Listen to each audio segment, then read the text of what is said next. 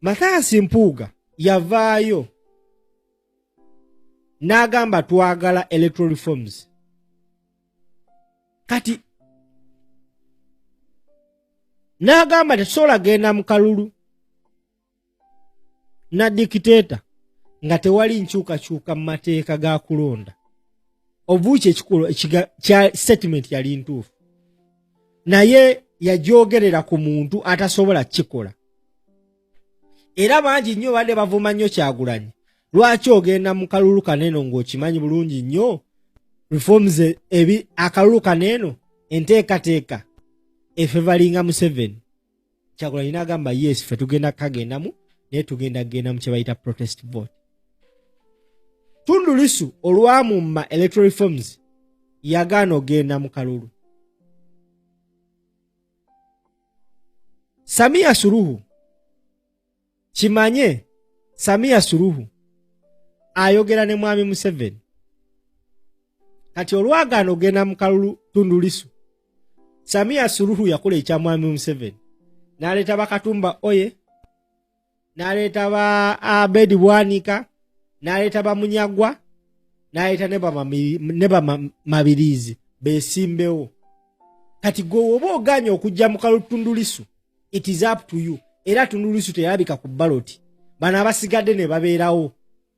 Samia Suluhu n'akabakuba n'afuna 98%.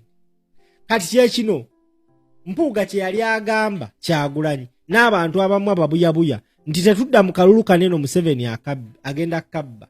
Nga baagala Museveni aleete ba Munyagwabe ne bakyali bakasibante ne baani bamulangirire Kawewevu. But what Bobi Wine rather did was tugenda mu kalulu kaneno nga tukimanyi nti agenda kabba. Nga tukimanyi nti bagenda tulangirira naye tugenda ku kadimandi nga tugenda kabanja.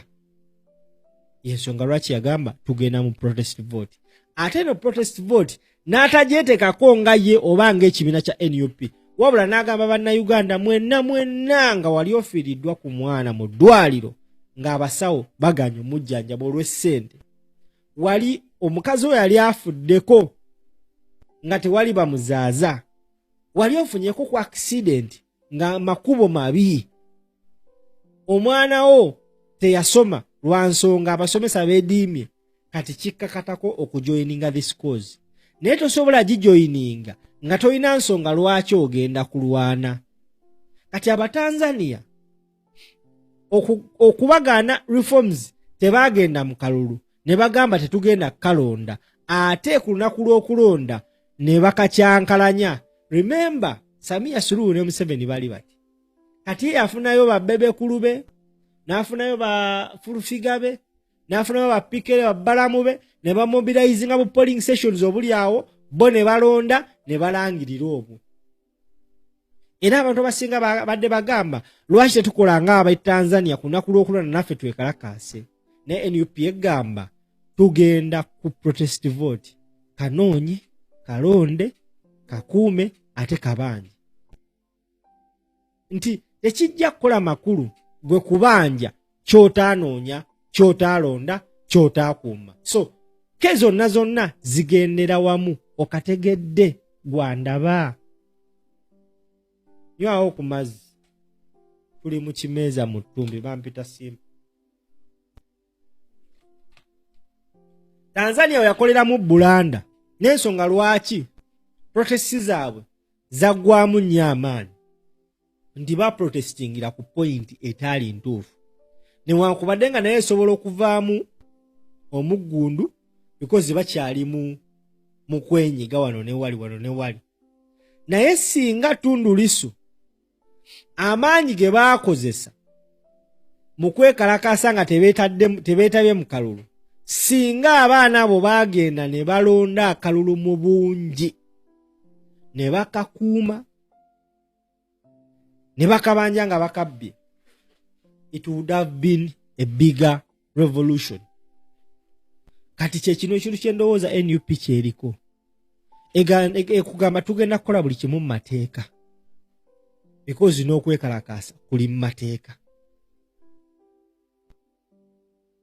Era batandise bali mu level oba process ey'okunoonya akalulu. naye bagezezzaako buli mbeera yonna ey'okwagala okubajjako n'okubanyiiza n'okuba provokinga okukola ekikolwa ekyakoleddwa Abatanzania. Kyagulanyi Sentamu ba Bobi Wine afuye olaba ng'agamba abaana temukikola. Tunoonye akalulu kaffe, tugende tukalonde, tugende tukakuume, we bakabba awe weetaaga amaanyi amangi. We bakabba tukabangi. Okategedde? Now, mu ggwanga lya Tanzania ebiriyo si birungi.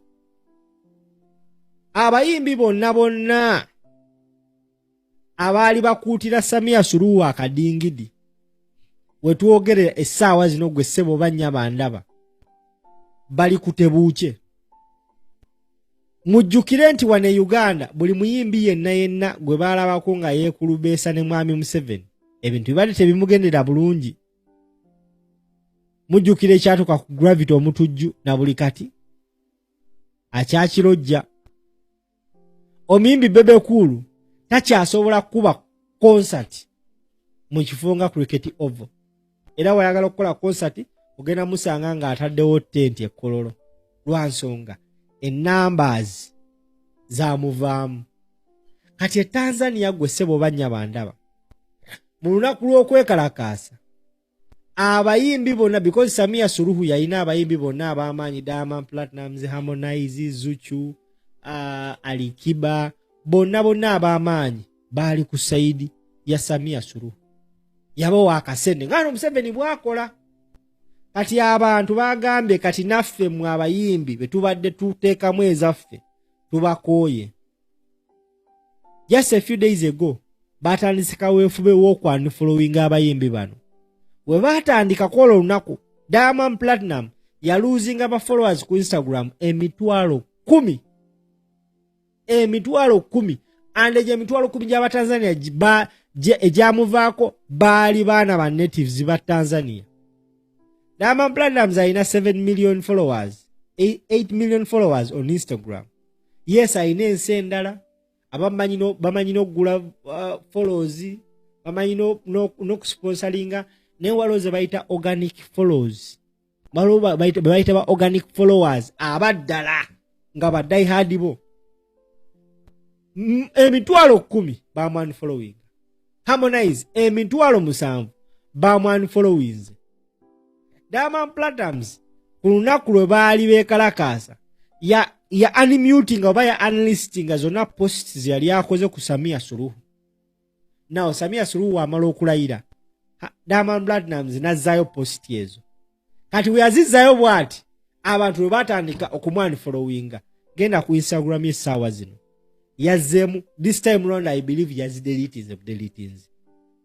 Ekivulu kya Diamond Platnumz kyabadde akola nga buli mwaka towards the end of the year kyebayita Wasafi Fest basebo ne bannyabo kyaggiddwayo because ababadde bakigendamu be bannansi ba Tanzania bagambe n'ekivulu kyogenda tulaba kimafia tikigenda beerayo. Just a few hours ago Harmonize abadde alina concert mu Tanzania naye agikansolinze. Bino byonna babikola tebalina mu Tanzania eggwanga baali abulira. Abatanzania badde babakonsideringa ng'abantu abali awo bijaideni ebyefiirayo. Gwe ssebo oba nnya bandaba ku mukutu guno baalaze eggwanga baalaze ensi nti toyina endangatono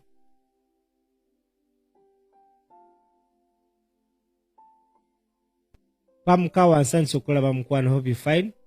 Abatanzania baalaze nti mbutuufu tebanyigirwa mu ttooke.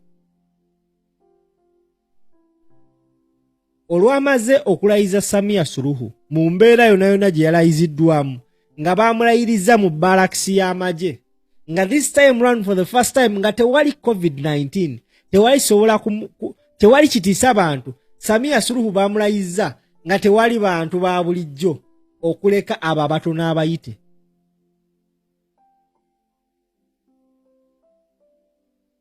Olwamaze omulayiza, olwamaze okwerayiza, Abatanzania mu mawanga ag'enjawulo batandise okukola demonstrations njatwala omukisa guno okwebaza omwami amanyikibwa nga Dr. Niko. Dr. Niko si Munnayuganda. Naye si Munnayuganda naye ndowooza omutima gwe Munnayuganda n'omwoyo gwe awangaliye mu Netherlands. Ye Munnayuganda eyeetabye ku Bannakenya, ku Batanzania mu Netherlands ababadde beekalakaasiza ku ofiisi za International Criminal Court. Olwaleka clip on ngamba ne banne Abannayuganda abali Netherlands singa mwabadde mumanyi ne mwetaba kwaba abantu, because kino ekintu Abatanzania kye balimu right now twakirimuko mu 2022 nga bamaze okutubba akalulu nga Museveni amaze okwerayiza. Abatanzania tebatwegattako, buli omu yali mu bibye, kati kiri ku Batanzania. Kiri ku Batanzania era n'Abannayuganda abasinga musirise. Naye singa ffenna twali tukwatagana kwolwo olunaku Abatanzania lwe bagenda ku ICC, I believe right now all the movements ez'enkyukakyuka eziri mu mawanga ag'enjawulo tulina okubanga People Power Movement emanyi movement ya Tanzania opposition nga bakwatagana. Nti otuba tugamba tugenda ku Trafalgar Square kwekalakaasa wali Bungereza, Abatanzania, Abannakenya, Abannayuganda, Abanyarwanda, Abasudan nga ffenna tujoininga wamu tugamba for the good of East Africa. We are tired because our enemy ali ogu. Abannayuganda babadde ku byabwe, Abatanzania nga babonabona na ddambo lyabwe. Naye remember, ekiri ku Batanzania naffe kisobola otutuukako nga twetaaga each other.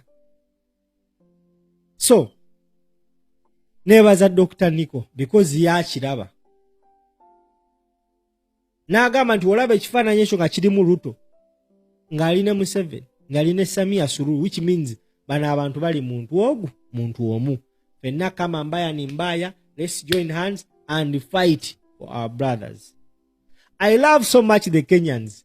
Abatanzania bwe batandika okwekalakaasa, Abannakenya bali baagala yingira Tanzania. Bana alaba video eno gitambuze, tutandisa tuli ku kimeeza mpaka ku makya ngenda kwogera. Funa amazzi pamukawa agambe nange bwe ntyo ate teko obugere mu baafu ayina ekiberenge kifune kakawa katekemu tugenda kuyogera. Akowa yagenda tewali gwe tukaka gwe kasita olyanga okoye genda tuogere. Yes, it doesn't make sense for Kenyans or for Tanzanians to demonstrate in Netherlands when we have Ugandans living in Netherlands that are linked to the People Power Movement, and you just stand chapter in Netherlands. Bana abantu baba bagenza okwekalakasa, please join them. Gwe tukawo begatteko kwata fulaga ya Uganda, kwata ekifaananyi kya Museveni, bali bakwata ekya Samia Suluhu. Okwata ekifaananyi nga kino Samia, Ruto ne Gundi, because bano bonna bakyali, bano bonna tetubaagala. Munasonyi okwogera ebyo nga ndi Uganda, ffene Uganda munaye akatengo ko kakyali k'amaanyi mu, naye singa naffe twalina omukisa ogusobola obbeegattako eyo twandiyagadde nnyo nga bw'okiwulira, because kiba kisendinga a very loud message. Okategedde